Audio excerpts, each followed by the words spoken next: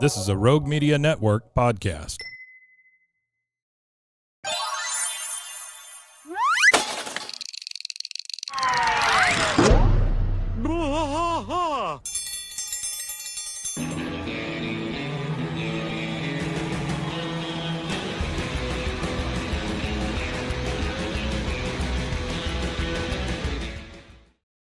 It's a different day and age. Hey there, That's a welcome great to shirt. King of the Hill podcast. I am Mike. And I am still rusty. Still is. It is Yeah. a That Ain't Right Friday, Rusty, and we are back into the swing of things like we used to be, like the good old days. We did Monday. We released season 8, episode 1. Back to the script, back to the script. color coding, Back on track. Today we're at a Friday episode, so we do things adjacent to the King of the Hill universe. You had an email, I think. So it's not the Trey in chat, but it's a different Trey, obviously. So over a course of since December 2nd now, we've gotten 3 emails from this Trey character here, and the first email was, I love the pod, except for when the revival gets brought up. Have no faith in it. Just want to enjoy KOTH as it was before the George Orwell version. Very poetic, a very poetic person. And then the email that we got here says, I know what show that email was talking about that's like KOTH but came out before it, and it should be gate kept. So he had a show or something. Uh-huh. And I'm not sure what show he's talking about. I still haven't figured it out, but it's some show that came out a decade before King of the Hill that he talking about gatekeeping. Yeah. He said, and yes, it should be gate kept, just like KOTH should have been left to rest in peace instead of playing Weekend at Bernie's with its corpse with lame motion tweening. I don't agree with that. I don't know what that even means. Well, it doesn't get the credit. Which is yeah. Nuts. It doesn't get the credit and recognition it deserves, but it sure as heck has one thing that all those incessantly running zombie shows like Simpsons, KOTH, American Dad, and one day Bob's Burgers don't have: Going Out with Dignity. I still don't know what show this is. This guy's I don't want to say crazy, but this guy's gatekeeping the show, and I'm not sure why, but whatever. But yeah, that's our 3rd email. So Trey, if you're listening, give us some clues. Maybe make this a game. And thank you for listening. Thanks for listening. I appreciate you listening. So make it a game.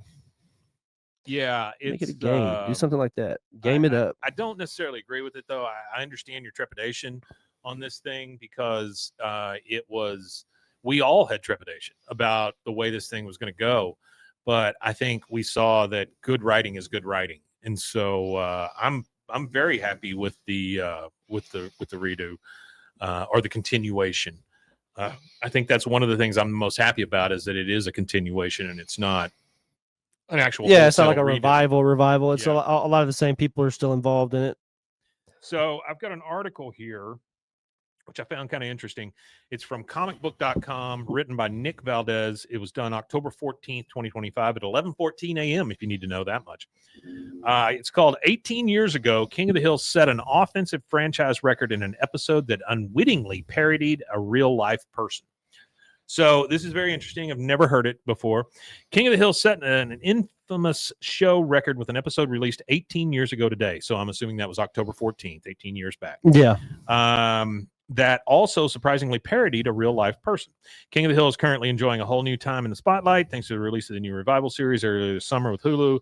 Launched 15 years after the original series came to an end, it's been a great time to also go back and check out the classic series episodes to see how much or hasn't actually changed for Hank Hill and the rest of the people of Arlen. 18 years ago today, on October 14th, 2007, King of the Hill aired Four-Wave Intersection. The season 12 episode, which we haven't gotten to yet, on the outside might not seem like it would be the most memorable one when compared to the rest of the later era seasons. It's a great episode for Boomhauer as it showcases a focus on his past and what his current age means for his identity, but the rest of the water park stories within it likely haven't stuck around in fans' minds. But this episode actually set a record for Hank threatening to kick someone's ass 3 times in a single episode. Oh, wow. King of the Hill season 12, episode 4, titled Four. But remember, folks, he's all bark and no bite. That's he true. only ever kicks Jimmy Witchard in the ass. Jimmy Witchard.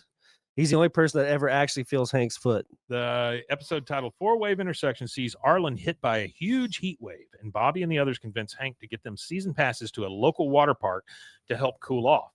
It's from here that the chaos begins, as when Hank drops off Bobby and the others, it's soon revealed that the local surfers have taken over one of the rides. Rather than let park goers use the surfing pool, the big Ka-Tuba, these surfers bully Bobby and the others, sending him nude down a giant water slide. Bobby and the others try recruiting Boomhauer for help, as it was revealed that Boomhauer was a longboard surfer in his past, but Boomhauer is ridiculed as well, as when his old style ways are no longer in fashion. It gets to a point where Hank gets frustrated enough to be involved, and he gives his first of his threats. I don't know what the heck is going on here, but someone needs to get their asses kicked. Hank well, threatening to kick someone's ass is one of the show's long-running gags, and it's even funnier when he actually does follow through and kicks seed asses, CD, or I think it's supposed to be said. But the big aspect of the show is that Hank continues to reiterate kicking asses with the second threat. I'm going to kick their asses. Then it leads to the final confrontation with the bully surfers themselves, where Hank finally says, to kick your ass, when asked why he came to the water park. Not only did this episode have Hank hilariously threaten to kick asses 3 times for the first in the series history, but each of them is different from one another in tone and verbiage the more Hank gets involved with the situation. While Hank hilariously threatens to kick asses the most times in this episode compared to every other in the series, he isn't the one that ultimately throws a punch. It's Boomhauer as he hits one of the bullies with his surfboard and kicks off a new era for the theme park. On the other side of things, Bill ends up getting stranded on the side of the road and becomes a figure of the town, waving to people as they pass by. He ends up taking up the mantle of Heat Waver, who helps raise morale during the heat wave. This unwittingly was parody of a real-life individual who was famous in his town for doing the same. Johnny Barnes was a popular fixture in his Johnny Barnes in the town of Hamilton, Bermuda, as he would stand at the foot of the heat lane. waver, right? Yeah. Yeah. He would stand at the foot of the lane roundabout in the area and wave to passing traffic for several hours a day. He was such a fixture of the town for 50 years that he was listed in several guidebooks of the town, and tourists would come say hello to him specifically. It's not the exact same situation as Bill, but it is a wild coincidence for King of the Hill that came to light years later. This goes to show the kind of magic King of the Hill has been working with since it first began all those years ago. It's kind of magic that can both have Hank threatening to kick asses so many times in a single episode, but also be mostly about Boomhauer. All the while, it also had fun side story for Bill that mirrored real life. It's part of the sticking power of the series, and all these years later, that's why its current revival era has been received so well, too. It's all coming full circle. Great little article. That's cool. The thing I'd never heard about. But, you know, I don't know that guys standing on the side of the road waving is that uncommon, honestly. We got a guy that wears a like captain's hat that stands over here at the Mexican fish place and waves at people every morning. Well, sometimes I stand out in my yard at like 2 or 3 in the morning Sure. since I work nights, and I'm sure people that drive by at that time of night are like, "Who in the hell is this You guy?" wave at 2 something every at them, night? you just don't wave your hand. No, Is that what it yeah, is? I wave my hand, but they're probably wondering why somebody's waving at them at 3 true. a.m. That's true. Big Katuba is a play on Big Kahuna. Yep. Big Kahuna. Bill is the heat waver. Bill Okay, is the one and so only heat there is waver. another article here that I had printed out, but I am not going to read this whole thing. It is it's Yeah. a lot. But here's what I would like for you to do. I'm giving you a little homework.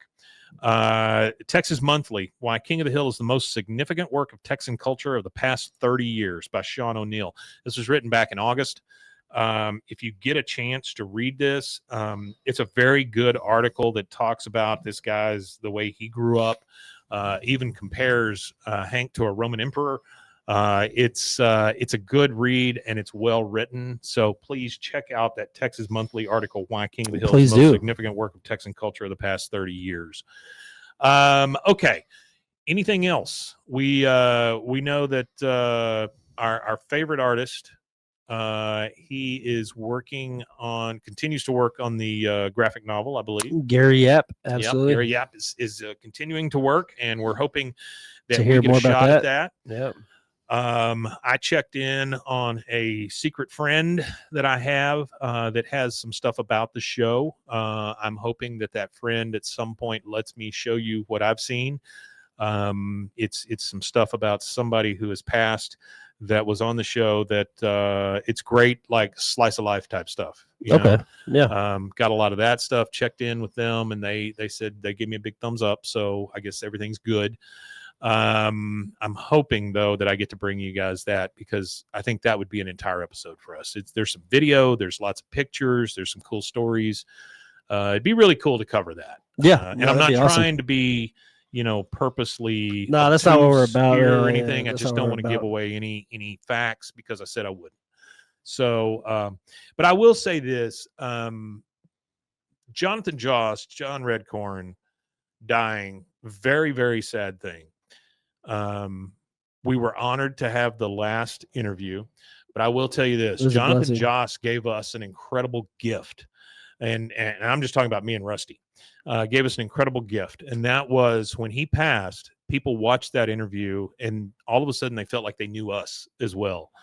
And we've been reached out to so many times by so many places and so many people that it's kind of Overwhelming. it's weird. Yeah, it's overwhelming. It's a little odd. overwhelming because that Feels wasn't like- our intention. That wasn't the goal. No, we not just at all. wanted to allow somebody, and that's what in any interview that we do, we always allow people to tell their story, and that's all we wanted was his story, and he did. Oh, thank you. I was in a box. Appreciate it. Thank you, bud. I don't think this secret friend is very secret.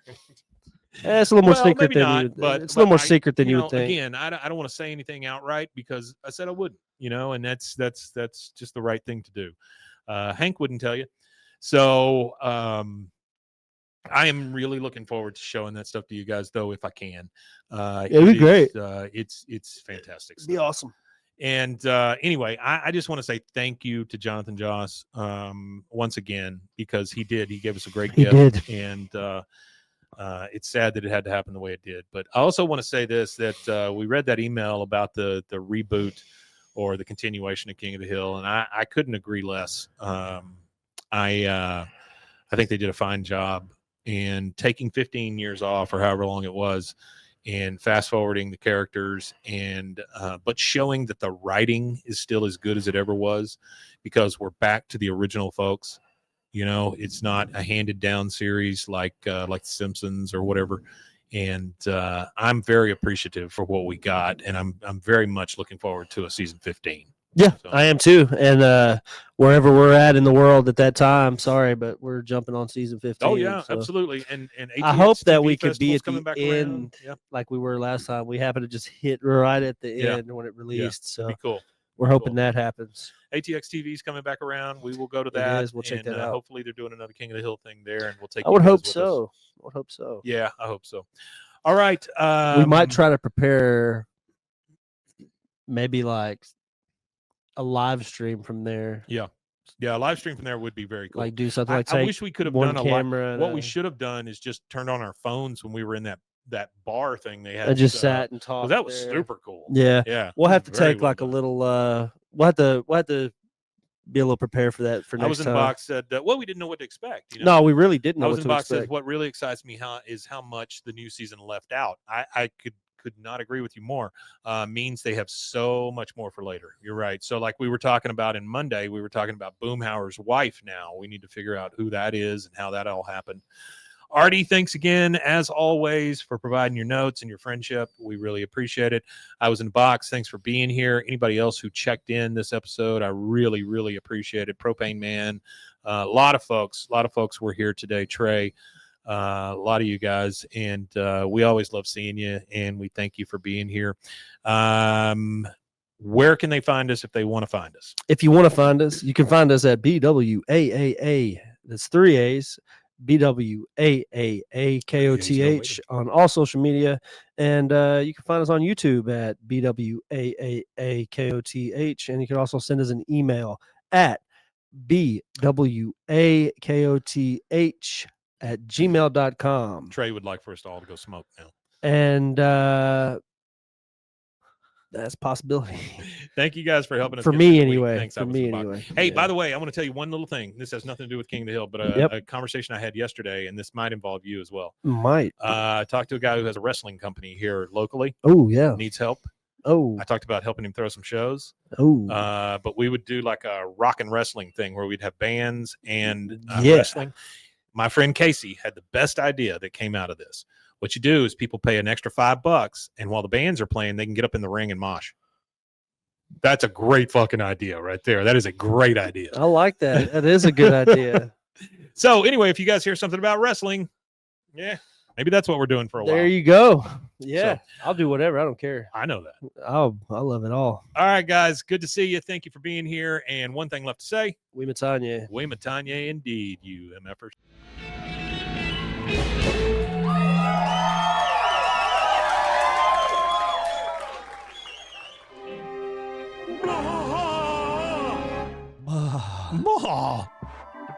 This has been a Rogue Media Network production.